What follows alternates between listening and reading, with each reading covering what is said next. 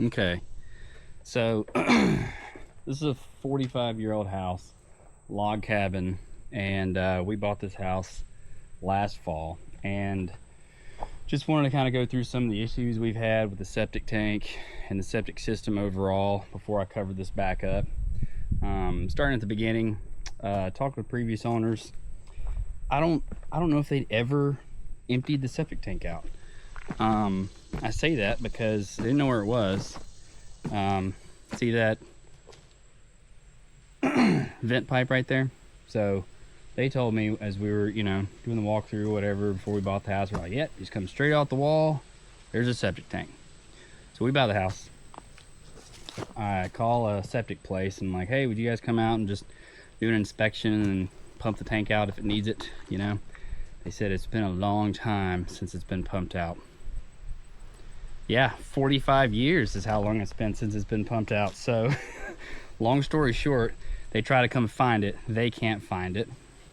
All right, so there's a clean out on the other side of that wall. They were able to put a snake camera in there, and they actually got right over here.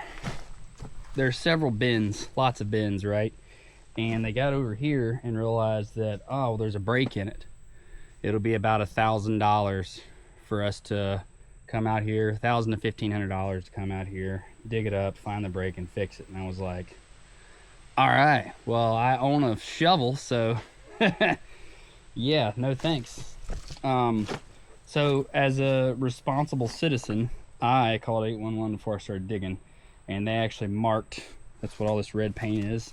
Here's a little tip: if you're getting the utilities marked and you don't know how long it's going to be, get your own red paint, get some flags. The flags will last a lot longer than the red paint. They marked this back in, I don't know, a while back, but the flags are still here, so I knew exactly where I could dig safely. So what did I do? Started at the wall and started digging straight out. Well, I get about right here and there's a 45 and it goes this way. I'm like, what the heck is going on here? There's a wall there. So yeah, sure enough, start digging. I dig this stupid deep hole by hand because I'm afraid I'm gonna hit, an electric line. And sure enough, this pipe, which you can tell looks like didn't have any primer on it. Maybe it did, but it had just popped right out. But this was right here. It had popped out and was about halfway off, right? So it wasn't completely broken. It was still allowing stuff to pass. Who knows how long it had been like that. But anyways, I got the geometry fixed, and you could tell my dumb ass used a lot of primer because I want that stuff to stay forever. But anyways, I let the clean out here in the future just in case we need to do more dumb stuff. So that was it. We still didn't know where the septic tank was, right? So they come back out for another $150, stick a camera down there, and immediately get into sludge. Like the line is completely backed up. What was really happening is they were going down and immediately going into the freaking tank because it's right here.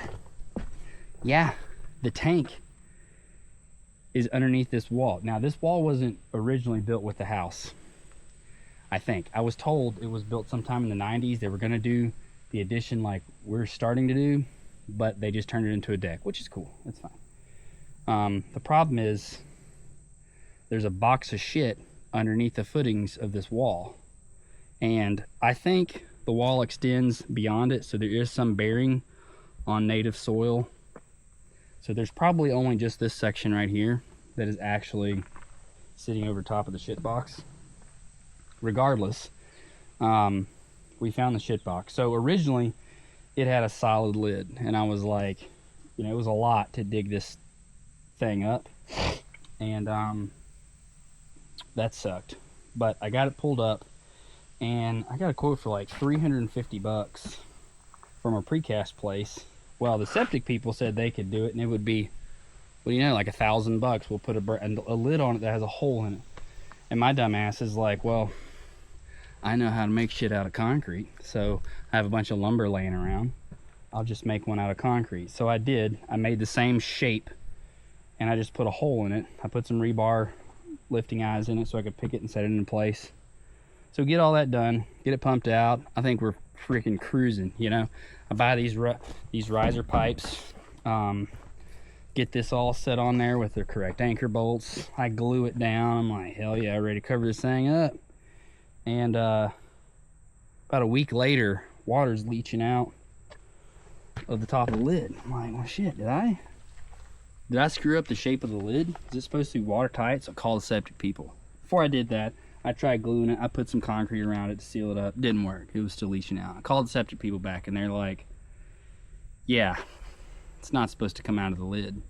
Something's clogged. Either your leach field is clogged up, your leach lines, you know, you got a clogged pipe somehow. So here we are, another $150 inspection. They come out here and they did pump the water down for me, which was a G move, and figured out that this line right there was crushed right there. Right now, this was all previously covered up with soil. And so they're like, well, we can fix your line, but it's probably gonna be $1,500. We'll dig that thing up and put a new line in there. And I'm like, all right, well, I need to dig some shit anyways. And I know how to rent a mini excavator. I have a trailer. So I just called the people. I'm like, hey, I need this mini excavator for the weekend. And I dug this hole in about 5 minutes. As I was digging the hole, I found the pipe. So the pipe was pretty crushed all the way back up to here. I don't know when it got crushed. If I had to guess, I would say it was when their heavy ass pump truck was sitting over top of this hole. It'd be a good guess if somebody was gonna guess. You know, obviously they didn't think that theory made a lot of sense. Whatever. So anyways, as I was digging the pipe up, the lid for this miraculously fell apart. I don't know how that would have happened with a big hydraulic like scoopy bucket and a, I don't know, redneck that just kind of does it all driving it, who's not an expert. Anyways, the lid's jacked up. So I think the lid wasn't even the right lid. They just had, it was like a flat piece of concrete. It didn't even have, like, this is a 4-port distribution box. Turns out I think this is a hillside system. I don't freaking know. Tell me in the comments. But this is an actual leach line. Obviously, excavator, like, that just fell apart miraculously when I touched that. I don't know how that happened. But this pipe is okay. So I stuck a camera up in here. It goes to another distribution box about 10 feet away. Yeah, oh yeah, that's the other thing. In order to avoid $150 inspections, I bought a $40 camera with a cable. So I think this is a hillside system. It goes to another distribution box, and you can see out in the yard over there, there's a bunch of green strips. So that's not a good sign that water is not percolating down. It's coming up. That's gonna be a problem for me. That's a future problem though, right? Anyways, so in order to fix the box, or the lid, I made it really flat and flush. So put some landscaping crap around there, made a form, sealed it up with hydraulic cement, and then poured this flat concrete. Right now this is still, just so it has a good flat place to sit. So hydraulic cemented up all this stuff really good. Hydraulic cemented up. Yes, it is cement, because it doesn't have aggregate. It's got fine, it's not true, it's got fine aggregate sand, but I mean, this stuff is badass.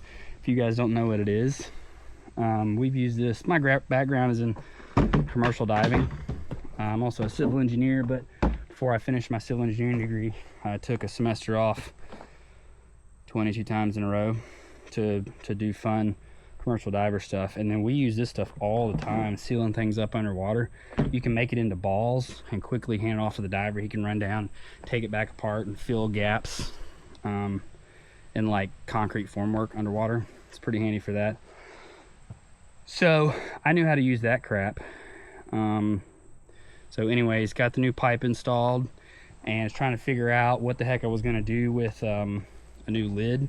And it turns out they sell septic tank D-box lids at Walmart, I'm sorry, at Lowe's for $11. The forms for them anyways. I'm kidding.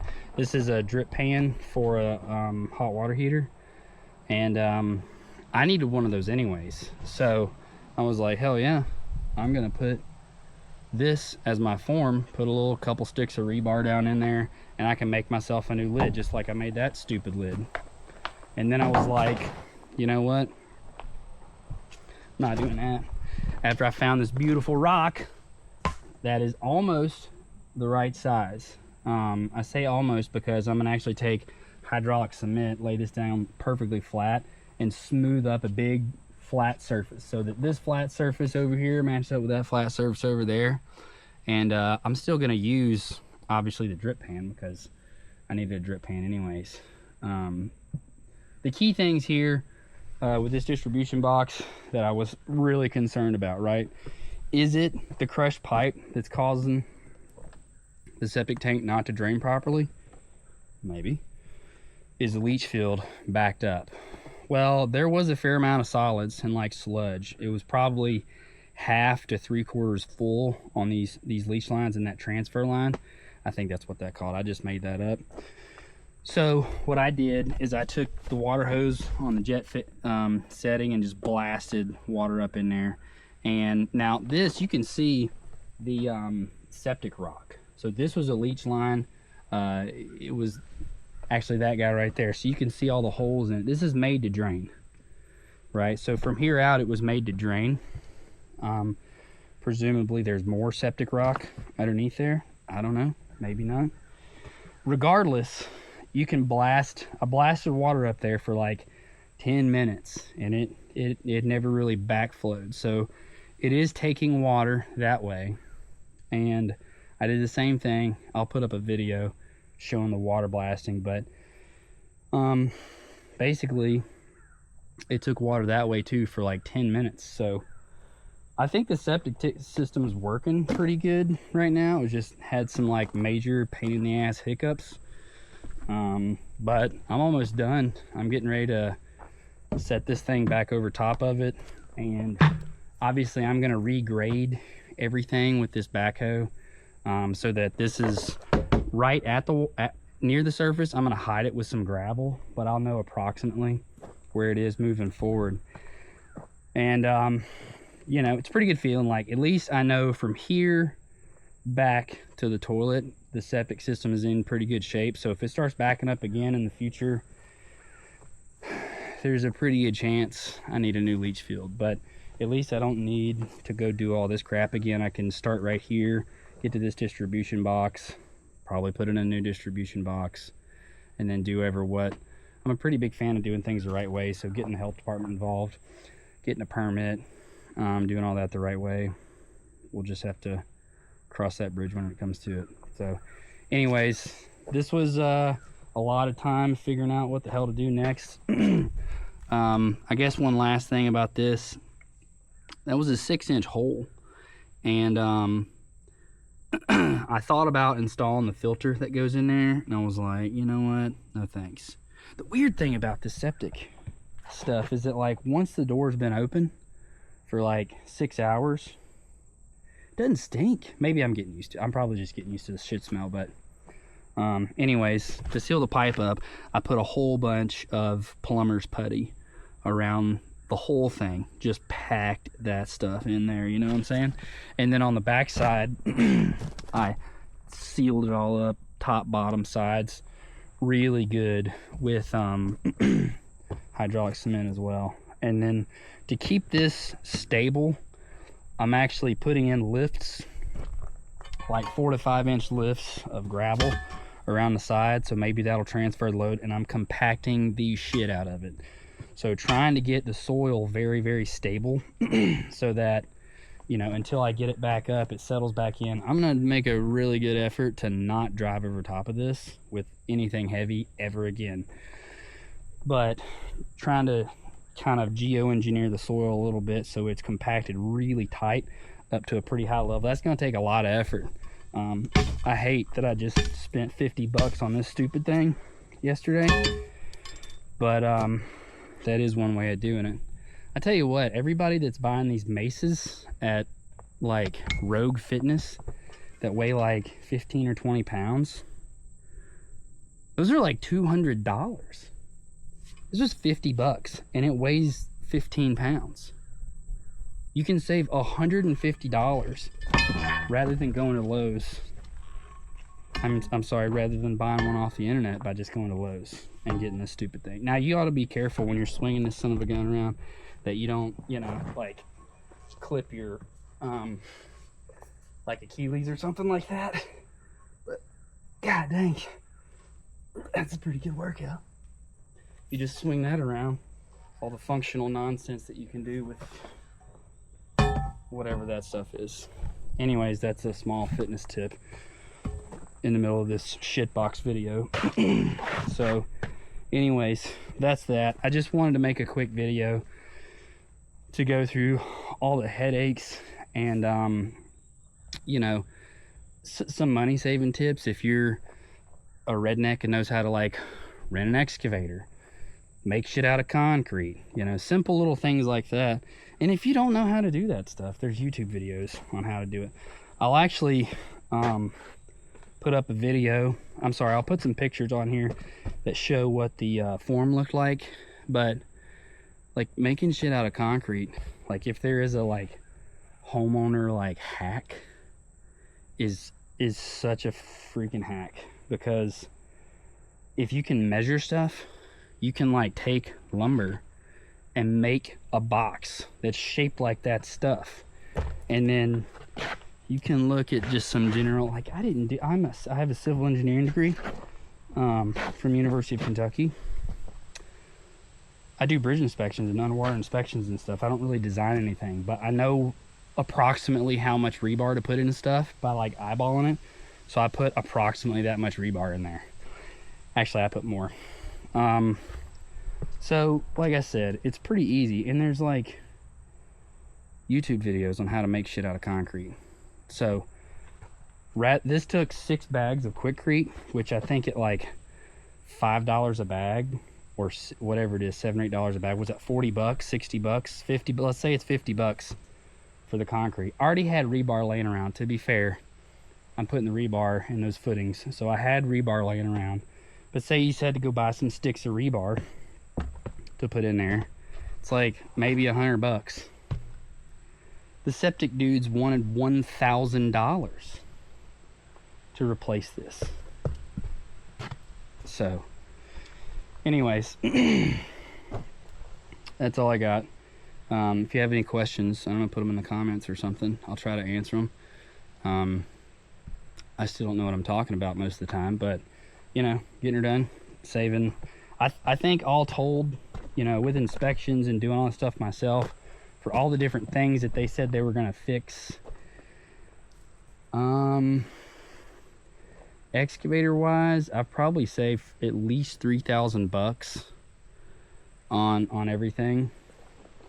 So the nice thing about getting an excavator is that you save a lot of time digging. And I had, you know, you try to do it in batches. Like I gotta dig this, I'm getting ready to dig a 225-foot trench to put a new power line coming from that power pole over there. You do these things in batches and you can get a lot done in a weekend. In reality, you're just able to do dumb stuff faster. Like this is kind of dumb. Most people wouldn't just go do this, I don't think. But if you get an excavator, you can do dumb stuff faster. So rent an excavator. Shout out to Incon Equipment. This Yanmar. I usually rent a Bobcat. Pretty comfortable with Bobcats. They're mini excavators. This one's a little bit smaller than the Bobcats I'm renting, and you can tell it's weaker. It doesn't have as much ass. I was digging some rocks up on the driveway that have been a real pain for us to just make it super bouncy, and this thing just did not have as much get up and go as the Bobcat did. But I think it's a little bit smaller. Maybe the hydraulic pump just sucks more, I don't know. It's a nice machine, very smooth. But anyways, I think that's all the rambling I have for now. If anybody has any questions, hit me up in the comments. I don't care if you like or subscribe. Gang gang. Okay, final thoughts on wrapping this whole video and project up. So I'm a huge fan of documenting things, record drawings, pretty good as-builts. Well, we don't need to get that technical with this project, but make sure to take pictures of shit that's underground before you cover it back up. That way you know in the future, like, oh, it was like right over here. But even better than that, I have this thing called Polycam. I make digital twins at work, and you can just use the LiDAR sensor on your phone and the camera to colorize the points, and literally you start recording, you see that, but it starts to create a mesh. I should screen record this as it's modeling. There you go. So right now I'm using the LiDAR sensor and the camera to capture the hole where the D-box is. So I'm just gonna kind of, for reference, get this wall. Try not to drop that thing down in there, obviously, but we want to be able to like see that in the future. Be careful not to drop that. All right. I mean, hell, if you wanted to, you could catalog exactly where everything was. So it uses the LiDAR sensor. Yeah. It's gonna get the ceiling. All that stuff.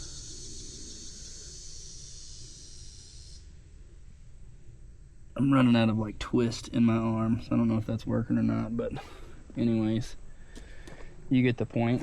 Come down in here, get that really good, and if you hold it still, it will pick up and like firm up where the points are a little bit better. But the purple stuff on the screen is that where it hasn't been captured yet. So anywhere there's purple, pretty straightforward, just make the purple be colorized. Just like that. And so we should, after this processes, be able to go back and look at it and tell roughly where everything is.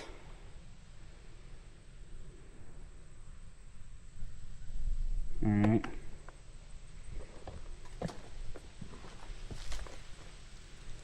Whoa, we jumped. So what's probably going to happen there is it's going to get a double capture, which is going to suck. It's one of the weird nuanced things. I moved the camera too fast for it to gain continuity between the scanned portions. So down here, around here, I'll take it up on the wall a little bit, but it's important to go back and overlap portions that you've already scanned. I think it's better, you know, portrait mode.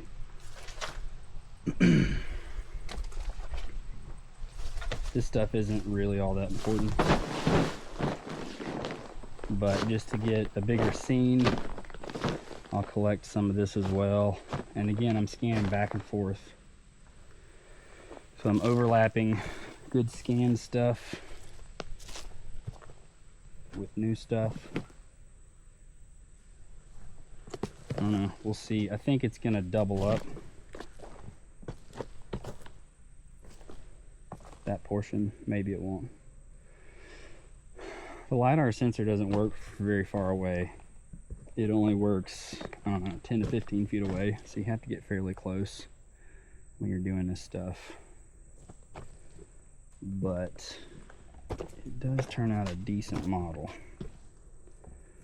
And again, I don't really care about modeling the bucket on the excavator or any of this lumber. I'm just doing this so I can have a bit of an expanded scene.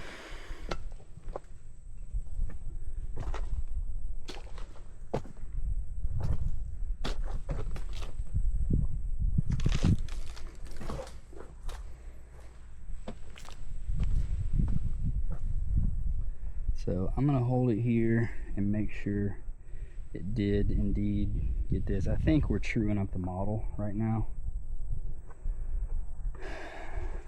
I've had mixed reviews or mixed successes and failures with this app. Occasionally, if you do too much, it will double up the model, like it'll create a second layer. Last time I came up inside of here, it caused big problems. But I'm gonna do it again. I'm gonna get my heart broken once again. Because why not? The more times you try stuff. I'm moving it too fast. It's not able to stitch it together. So I should be able to tell roughly where everything is. And again, I'll try to shoot one. I guess I didn't really shoot the sludge surface. Maybe that's why it was purple down in there. But it's acting like we hadn't scanned this before, so.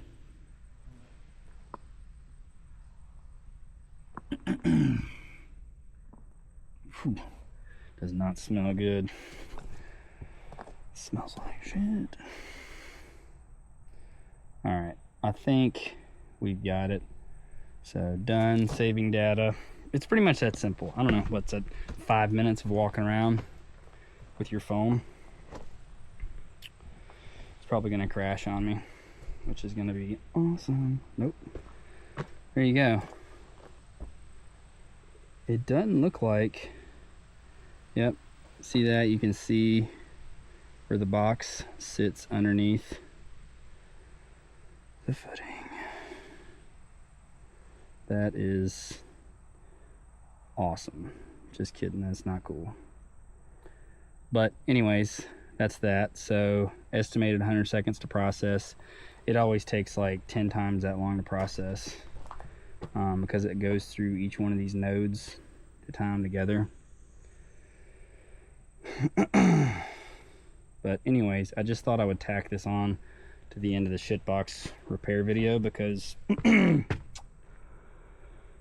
never know, like 5-10 years you'll want to pump your shitbox out again.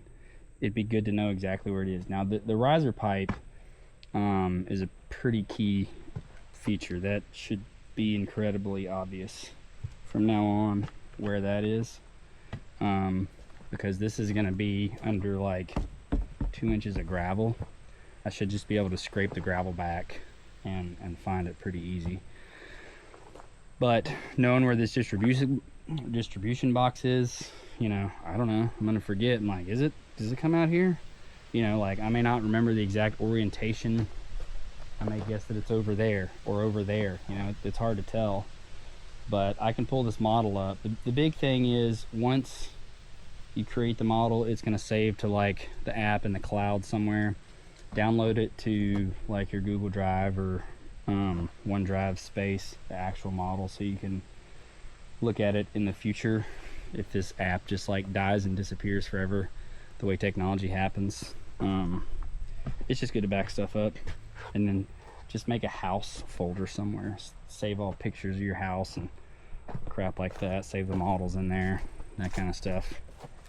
Anyways, getting ready to install a French drain after I cover up this box of shit. Maybe I'll do a video on that. Catch you later. Okay, so now we're looking at this after the fact in the Polycam app, and we're just going to jump straight into the model. So obviously this is after it's already been processed, and we're just taking a look and reviewing things, looking at the outcomes. What you'll notice here is that, you know, it's not perfect. This is a relatively inexpensive app on an iPhone, so you're certainly not getting survey grade results, but you can get a close enough representation of a model that it should be usable in the future. And again, I could have probably gone over this section a little bit better and made sure that pipe was a little more lined up, but you can tell like this isn't perfect. It is kind of, it looks like everything's mostly aligned in one model. It doesn't look like there's a double in there anywhere. So the incredibly handy thing with this is when you flip it upside down, you can really see the full extent of where that septic tank aligns underneath the footing. So that's a pretty unique view, and a pretty shitty situation for me, to be quite honest. Not cool having a box of shit under a footing that's holding up a house. So we're just gonna pretend like that's okay and move on with our lives. But for now, it does give some peace of mind on the verification side of things. And then it's really convenient in the future, like I said, to be able to open this model up, take some measurements, pop a couple lines, pull 15 feet 3.5 inches and 18 feet 11ish inches from each corner till those measurements touch, and then bam, you've got exactly where to dig if you need to get to that distribution box again.